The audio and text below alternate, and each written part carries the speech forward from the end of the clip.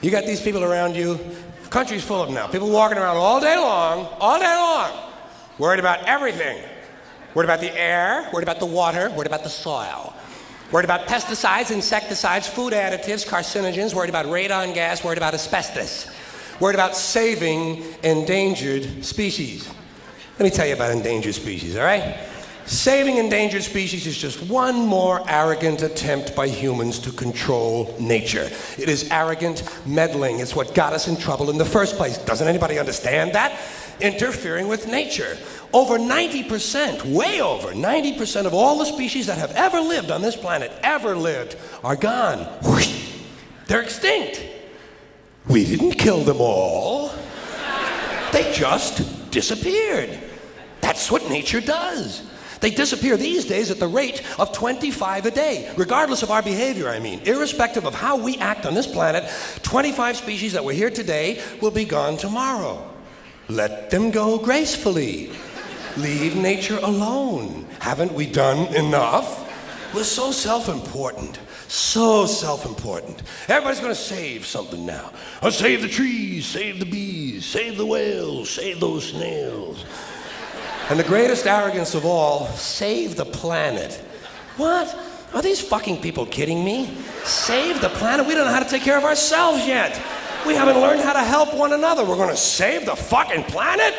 I am getting tired of that shit. I'm tired of fucking Earth Day. I'm tired of these fucking self-righteous environmentalists. I'm tired of these white, liberal, bourgeois, liberal, white people who think the only thing wrong with this planet is there aren't enough bicycle paths. Trying to make the world safe and clean for their Volvos. And I'm really sick of these rock stars and movie stars gonna work off their cocaine guilt by saving a forest somewhere. Besides, there's nothing, first of all, the environmentalists don't give a shit about the planet. They don't care about the planet. Not in the abstract, they don't. You know what they're interested in? A clean place to live. Their own habitat. They're worried that someday in the future they might be personally inconvenienced. Narrow, unenlightened self-interest doesn't impress me. Besides, there's nothing wrong with the planet. The planet is fine. The people are fucked. The people are fucked.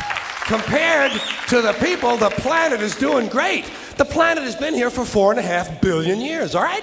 4.5 billion. We've been here, what, 100,000? Maybe. 200,000? Maybe. And we've only been engaged in heavy industry for a little over 200 years. 200 years versus 4.5 billion. And we have the conceit to think that somehow we're a threat?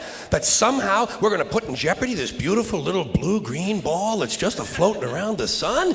Planet has been through a lot worse than us for a long time. Been through earthquakes, volcanoes, plate tectonics, continental drift, solar flares, sunspots, magnetic storms, the magnetic reversal of the poles, bombardments for hundreds of thousands of years by comets and asteroids and meteors, sandstorms, erosion of all kinds, cosmic radiation, worldwide fires, worldwide floods, recurring ice ages, and we think some aluminum cans and some plastic bags are going to make a difference?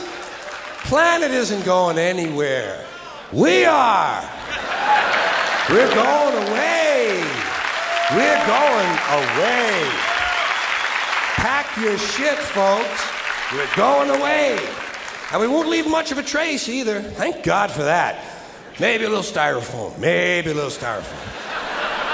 Planet will be here and we'll be long gone. Just another failed mutation. Just another closed-end biological mistake. And then an evolutionary cul-de-sac. Planet will shake us off like a bad case of fleas.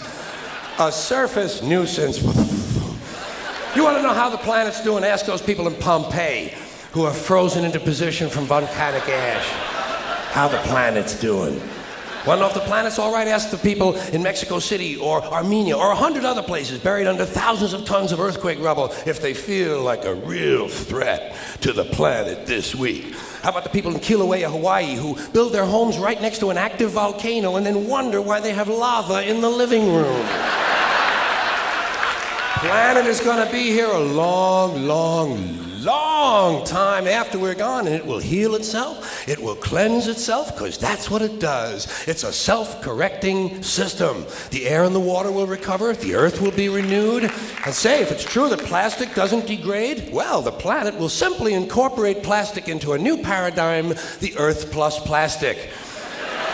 The planet doesn't share our prejudice towards plastic. Plastic came out of the Earth. The Earth probably sees plastic as just another one of its children.